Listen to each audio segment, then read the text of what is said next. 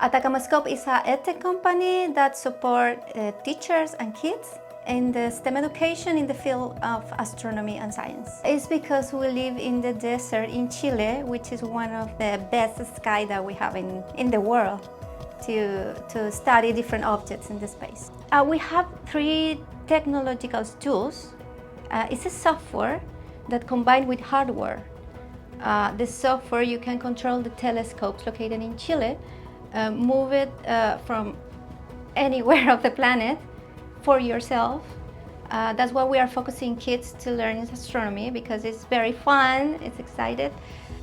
They can move the telescope and they can look different objects in the space in real time. This could be in a simulation, because in the day, in the classroom, you have to be in the day, but the telescope works in the night. And we have a third software, but this is a video game. We met global startup, in that time LATAM startup, through the government of Chile, because we applied for a program, a special program to know the North American market. This was Women in Tech.